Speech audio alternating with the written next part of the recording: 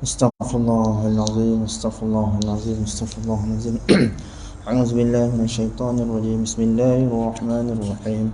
Alhamdulillahi rabbil alamin. Wassalatu wassalamu ala asyrafil anbiya'i wal mursalin wa ala alihi wa sahbihi ajma'in. Rabbi shrah li sadri wa yassir li amri wahlul 'uqdatam min lisani yafqahu qawli. Allahumma rzuqna fahman nabiyyin wa hifzal mursalin bi rahmatika ya arhamar rahimin. Walhamdulillahi rabbil alamin. Assalamualaikum warahmatullahi wabarakatuh. InsyaAllah pada malam ini kita akan sambung bacaan hadis kita yang bertajuk Kalimah Thayyibah meyakini kejayaan dalam perintah Allah Subhanahu wa taala. Sayyidina Talha bin Ubaidullah radhiyallahu anhu berkata, telah datang seorang lelaki dari Najd bertemu Rasulullah sallallahu alaihi wasallam, kusut masai rambutnya. Kami mendengar deruan suaranya, tetapi kami tidak faham apa-apa yang dia katakan kerana jarak yang jauh. Apabila dia hampir, baru kami fahami bahawa dia bertanya tentang Islam. Nabi sallallahu alaihi wasallam menjawab, solat fardu 5 kali sehari semalam. Dia bertanya lagi, adakah apa-apa solat lain yang fardu ke atas saya selain daripada itu? Jawab baginda sallallahu alaihi wasallam, tidak. Melainkan jika kamu ingin solat sunat, maka kamu boleh lakukan. Rasulullah sallallahu alaihi wasallam bersabda lagi, dan puasa pada bulan Ramadan. Dia bertanya lagi, adakah apa-apa puasa lain yang fardu ke atas saya selain daripada itu? Jawab baginda sallallahu alaihi wasallam, tidak. Melainkan jika kamu ingin puasa sunat, maka kamu boleh lakukan. Kemudian Rasulullah sallallahu alaihi wasallam menyebut kepadanya tentang zakat. Dia bertanya lagi, adakah apa-apa sedekah lain yang fardu ke atas saya selain daripada zakat? Jawab baginda sallallahu alaihi wasallam, tidak. Melainkan jika kamu ingin bersedekah sunat, maka kamu boleh lakukan. Lelaki itu beredar sambil berkata, demi Allah, aku tidak akan tambah amalan-amalan ini dan tidak akan aku kurangkannya. Rasulullah sallallahu alaihi wasallam bersabda, dia berjaya jika dia berkata benar. Hadis Sahih Bukhari. Diulangi. Sayyidina Talha bin Ubaidullah radhiyallahu anhu berkata, telah datang seorang lelaki dari Najd bertemu Rasulullah sallallahu alaihi wasallam, kusut masai rambutnya. Kami mendengar deruan suaranya, tetapi kami tidak faham apa-apa yang dia katakan kerana jarak yang jauh. Apabila dia hampir, baru kami fahami bahawa dia bertanya tentang Islam. Nabi sallallahu alaihi wasallam menjawab, solat fardu 5 kali sehari semalam. Dia bertanya lagi, adakah apa-apa solat lain yang fardu ke atas saya selain daripada itu? Jawab baginda sallallahu alaihi wasallam, tidak. Melainkan jika kamu ingin solat sunat, maka kamu boleh lakukan. Rasulullah sallallahu alaihi wasallam bersabda lagi, dan puasa pada bulan Ramadan. Dia bertanya lagi, adakah apa-apa puasa lain yang fardu ke atas saya selain daripada itu? Jawab baginda sallallahu alaihi wasallam, tidak. Melainkan jika kamu ingin puasa sunat, maka kamu boleh lakukan. Kemudian Rasulullah sallallahu alaihi wasallam menyebut kepadanya tentang zakat. Dia bertanya lagi, adakah apa-apa sedekah lain yang fardu ke atas saya selain daripada zakat? Jawab baginda sallallahu alaihi wasallam, tidak. Melainkan jika kamu ingin bersedekah sunat, maka kamu boleh lakukan.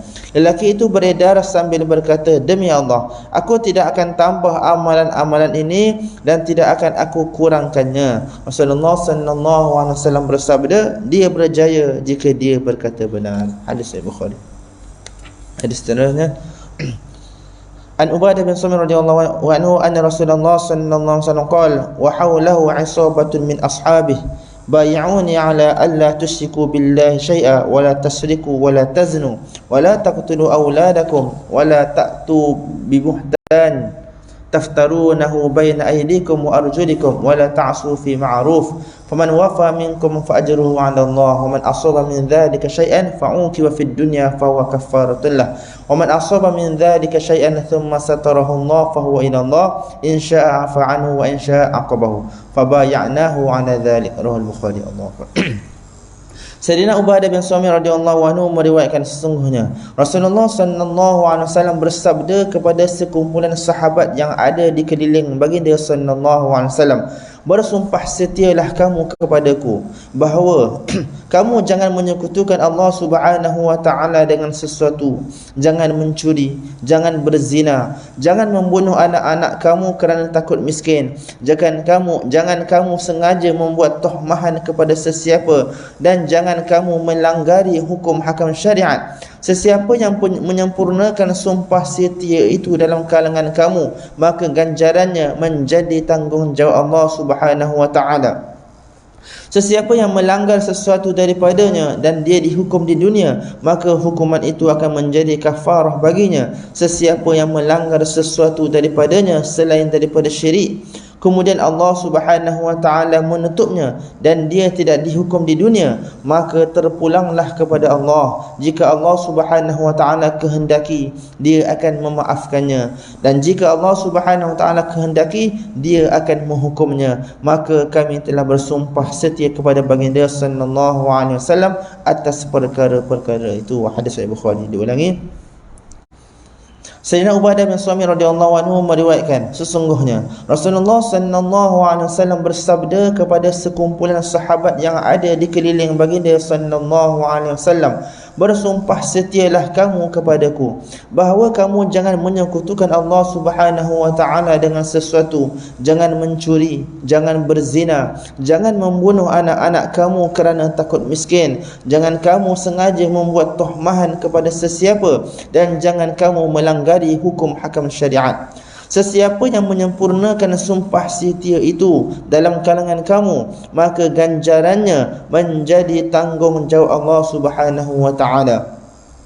Sesiapa yang melanggar sesuatu daripadanya dan dia dihukum di dunia, maka hukuman itu akan menjadi kafarah baginya. Sesiapa yang melanggar sesuatu daripadanya selain daripada syirik, kemudian Allah Subhanahu wa taala menutupnya dan dia tidak dihukum di dunia, maka terpulanglah kepada Allah. Jika Allah Subhanahu wa taala kehendaki, dia akan memaafkannya, dan jika Allah Subhanahu wa taala kehendaki, dia akan menghukumnya. Maka kami telah bersumpah setia kepada baginda sallallahu alaihi wasallam atas perkara-perkara itu. Hadis Sahih Bukhari. Hadis akhir insya-Allah. An Mu'adz radhiyallahu anhu qala awsani Rasulullah sallallahu alaihi wasallam bi 10 kalimatin qala la tusyrik billahi syai'a wa in qutilta wa hurrikta wa la ta'uqqanna walidayka wa in amaraka an takhruja min ahlika wa malik wa la tatrukanna salatan maktubatan muta'ammidan fa inna man taraka salatan maktubatan muta'ammidan faqad bari'at minhu dhimmatullah wa la tashrabanna khamran fa innahu ra'su kulli fahishah wa iyyaka wal ma'siyah fa inna bil ma'siyati halla sakhatullah azza wa jalla wa iyyaka wal firar min zahfi wa in halaka an-nas wa in asaba an-nas mautun wa anta fihim fathbut wa anfiq ala ayalika min tawlika wa la tarfa' anhum asaka adaban wa akhifhum fillah. Rawahu Ahmad. Sayyidina Mu'adz radhiyallahu anhu berkata, Rasulullah sallallahu alaihi wasallam telah menasihati saya dengan 10 perkara. Baginda sallallahu alaihi wasallam bersabda, jangan kamu menyekutukan Allah Subhanahu wa taala dengan sesuatu walaupun kamu dibunuh dan dibakar. Jangan menderhaka kepada kedua-dua ibu bapa kamu walaupun mereka memerintahkan kamu meninggalkan isteri dan harta kamu.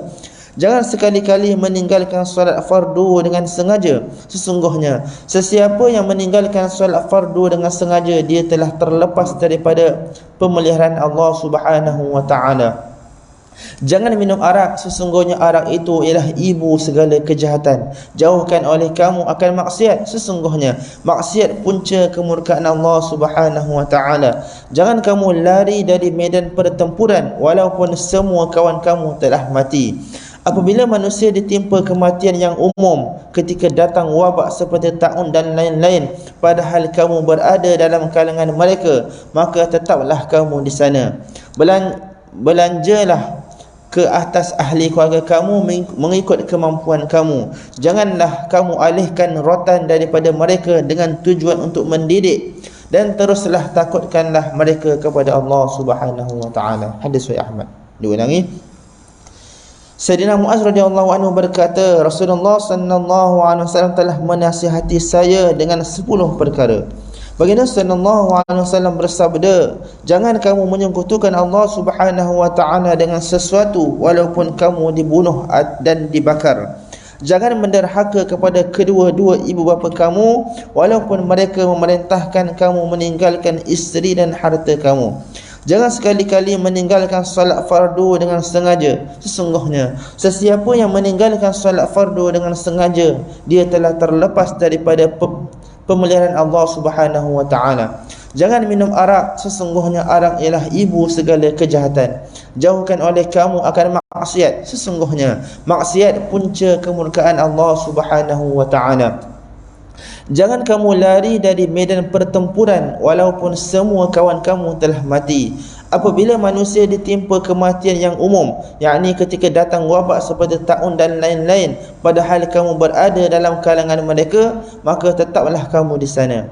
Belanjalah ke atas ahli keluarga kamu mengikut kemampuan kamu. Janganlah kamu alihkan rotan daripada mereka dengan tujuan untuk mendidik, dan teruslah takutkan mereka kepada Allah Subhanahu wa taala.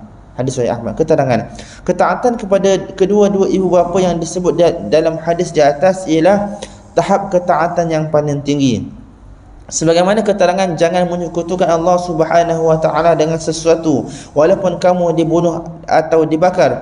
Yang dinyatakan dalam hadis di atas juga adalah tahap iman yang paling tinggi. Ini adalah kerana dalam keadaan terdesak seseorang itu dibenar mengucapkan kalimah kufur dengan lidahnya sedangkan hatinya tetap dengan iman. Mirqat, insya-Allah akan disampaikan insya-Allah.